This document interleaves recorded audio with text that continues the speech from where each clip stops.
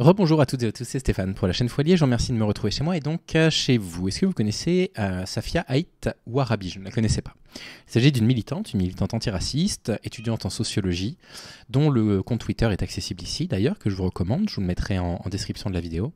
Et elle se fait connaître là parce qu'elle est intervenue sur le plateau de BFM TV face à Jean Messia pour parler d'Aya Nakamura. Et sa prise de position, elle est juste magnifique. Elle est incroyable, je vais vous la montrer dans un instant.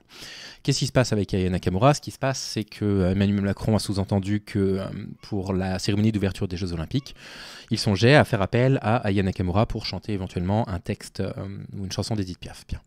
Et ça a réveillé tous les réactionnaires du pays qui y sont allés avec leurs propos, à caractère raciste parfois ouvertement, au point même que certaines personnes ont partagé des photos d'une chanteuse noire qui posait dans des positions jugées vulgaires, qui n'était pas Aya Nakamura.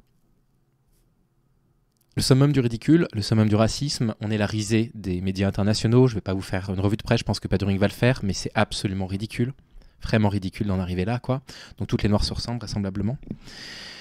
Et donc, ce qui dérange ces personnes-là, il y a deux choses. Premièrement, évidemment, le fait qu'une femme noire puisse représenter la France, ça dérange bien sûr les conservateurs, ça c'est une évidence. Le fait que la culture de rap, qui est prônée par toute cette culture urbaine-là, en fait, ils ne se reconnaissent pas à l'intérieur. Ils ont du mal à accepter que la culture française, elle n'a jamais été fixée en un temps T. La culture française s'est jamais arrêtée. À aucun moment on peut dire la culture française c'est ça. La culture française a toujours été en évolution. On a toujours eu des immigrés qui sont venus chanter des chansons en France, évidemment. Je veux dire, évidemment. Serge Zani n'était pas d'origine française. Enfin, je veux dire, il y en a tellement. Petit chat. Attention à mon setup. Et donc, si vous voulez, c'est un petit peu agaçant de les entendre nous expliquer qu'elle ne représente pas la France. En fait, elle représente la France de par le succès absolument incroyable qu'elle a. Alors, j'aime pas ce que chante Aya Nakamura, je vais pas vous mentir. Ça m'intéresse pas trop, j'aime pas du tout ses textes ni quoi que ce soit. Mais s'il s'agit en fait de sélectionner une chanteuse qui représente ce qui ressemble à, je sais pas, l'un des succès les plus populaires actuellement en France, et ben elle, effectivement, elle a toutes les qualités requises pour nous représenter devant les Jeux Olympiques. Et je comprends parfaitement son choix. C'est même un choix que j'appelle. Pas pour ses qualités musicales, enfin, je veux dire qu'on n'aille pas nous faire croire que en ouverture des JO, ce qu'on entend, ou alors pour les pubs au Super Bowl à la mi-temps, ce qu'on veut, c'est la qualité de la voix d'une personne. Non, on a besoin aussi de symboles. Et elle est un symbole intéressant.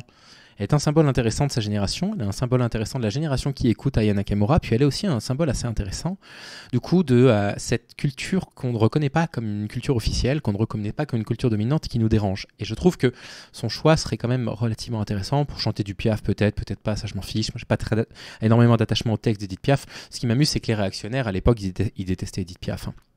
Mais là, maintenant, c'est devenu leur symbole.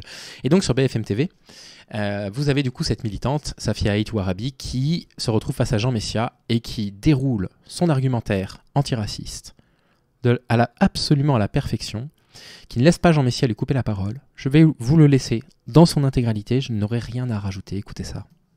Attendez, si on était réellement sur un débat musical et non pas sur un débat raciste orchestré par l'extrême droite, nous ne serions pas là tous les deux sur ce plateau, Jean Messia. Nous aurions de grands spécialistes de la musique à notre place, de la pop, de la R&B, de la musique classique. La réalité, c'est que cette polémique, elle a été orchestrée par l'extrême droite, dont vous êtes le digne représentant, parce que manifestement, vous préférez donner 1,5 million d'euros à des personnes qui tuent de jeunes Arabes, plutôt qu'en fait à accepter le fait que la France est un pays diversifié. La réalité, c'est que c'est insupportable pour vous de voir une jeune femme noire issue de banlieue représenter la France. Mais ça, en réalité, vous savez, je peux même pas vous en vouloir, parce que votre agenda politique est aujourd'hui repris par un gouvernement qui harcèle M. Benzema, qui le traite de frère musulman et qui a une obsession anti-immigration. C'est ça la réalité. Vous êtes le spécialiste d'aucune musique, monsieur Jean Messia. Vous parlez à longueur de journée d'identité, d'islamisation et de que sais-je. Vous êtes aujourd'hui l'une des personnes qui clivent le plus en France. Point final. Alors, je vais vous dire...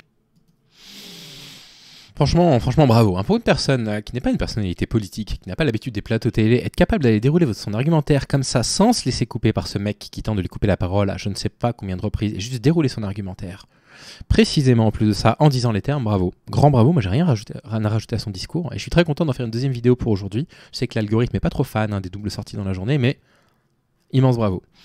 Immense bravo, du coup, Safia Haït Ouarabi.